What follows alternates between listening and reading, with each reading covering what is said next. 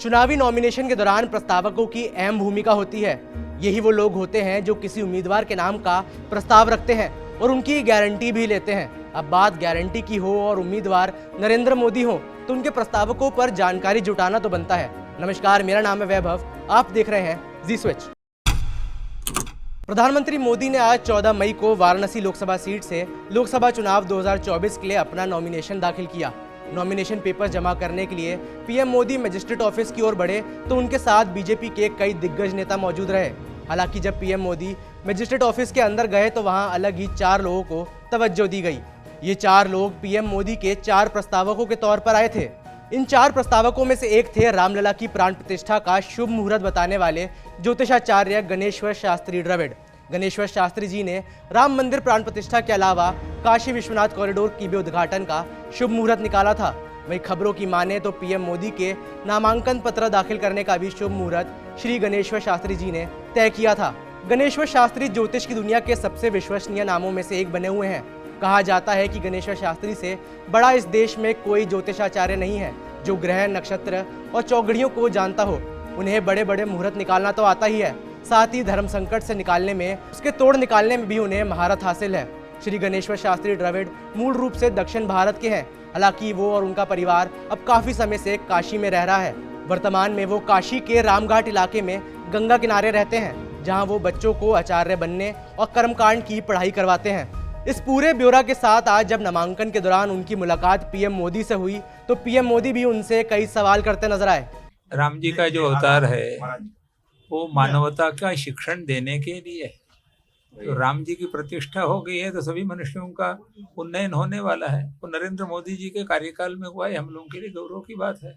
उनको और आगे कार्यकाल मिलेगा तो भारतवर्ष का और उन्नयन करेंगे। सभी को मदद करनी चाहिए, यही हमारी शुभ। गणेश्वर शास्त्री पीएम मोदी के 4 प्रस्तावकों में से एक थे। उनके अलावा ओबीसी समाज से बैजनाथ पटेल, लालचंद कुशवाहा और दलित वर्ग से संजय सोनकर को प्रस्तावक के तौर पर बुलाया गया। प्रस्तावकों की लिस्ट को देखकर साफ है कि यहाँ जातीय समीकरण को साधने की कोशिश की गई है। एक ब्राह्मण, 2 ओबीसी और एक दलित चेहरे को शामिल किया गया। सूत्रों की माने तो प्रधानमंत्री मोदी ने खुद अपने प्रस्तावकों के नाम फाइनल किए थे। गणेश्वर शास्त्री के बाद ओबीसी वर्ग से आए बैजनाथ पटेल का ब्यौरा काफी देखने लायक है। आज नामांकन के दौरान वो पीएम मोदी के साथ मौजूद थे और सीएम योगी के बगल में बैठे थे। जानकारी के मुताबिक बैजनाथ पटेल वाराणसी के सरसोस गांव के रहने वाले हैं। साल 1995 से लेकर 2000 तक वो गांव के प्रधान रहे थे। बैजनाथ पटेल जनसंघ के वक्त से पार्टी से जुड़े हुए हैं और वाराणसी के पुराने भाजपा नेता हैं। उन्हें बनारस में पीएम का भरोसेमंद व्यक्ति बताया जाता है।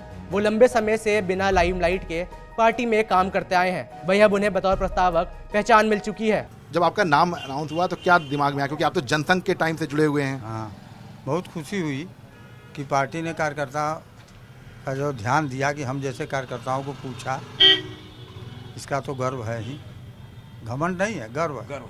हाँ, कितना बदलाव देखते हैं आप, क्योंकि अचानक से बदलाव देखे। पूरे गांव में जाते थे तो 1-2 वोट मिलते थे और आज 1-2 वोट फालतू मिलते हैं। दूसरों को टोटल भाजपा ही मिलते हैं। प्रधानमंत्री जी कुछ बात किया आपसे? नहीं, प्रधानमंत्री जी केवल हालचाल पूछे, बातचीत नहीं हुई। हालचाल पूछा, उन्होंने बधाई दिया कि बनारस में आप लोगों ने मेरा समर्थन किया है, इसके लिए बधाई। प्रस्ताव के रूप में आप हैं, इसलिए बधाई है आप लोगों को। ये पहली बार नहीं है जब पीएम मोदी के प्रस्तावकों पर चर्चा हो रही है। 2019 के चुनाव में पीएम मोदी के प्रस्तावकों में वैज्ञानिक डॉक्टर रमाशंकर पटेल, मदन मोहन मालवीय की दत्तक पुत्री प्रोफेसर अन्नपूर्णा शुक्ला, डोम राजा जगदीश चौधरी और बीजेपी के पुराने पदाधिकारी सुभाष गुप्ता मौजूद थे। वहीं 2014 में जब मोदी ने नॉमिनेशन फाइल किया था तो उनके प्रस्तावकों में बीएचयू संस्थापक महामना पंडित मदन मोहन मालवीय के पौत्र गिरिधर मालवीय मौजूद थे। शास्त्रीय गायक छन्नूलाल मिश्रा मौजूद थे। नाविक वीरभद्र निषाद और बुनकर अशोक कुमार मौजूद थे। वीडियो की शुरुआत में हमने आपको प्रस्तावकों की भूमिका के बारे में बताया था।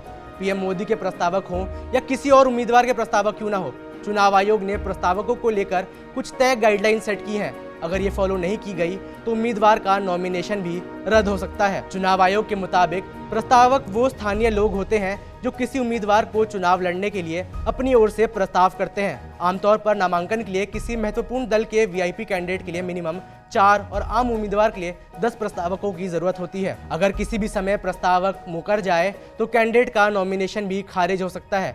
यही वजह है कि पीएम के प्रस्तावकों पर सबकी खास नजर थी। सूत्रों की माने तो प्रधानमंत्री के नामांकन और उनके प्रस्तावकों के तौर पर भाजपा ने 26 नाम तय किए थे।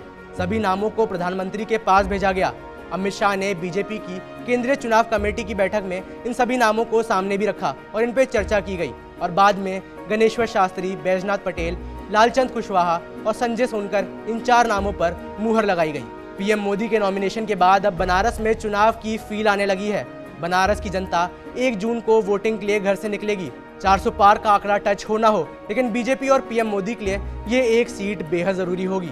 मेरा नाम है वैभव, देखते रहिए जी स्विच।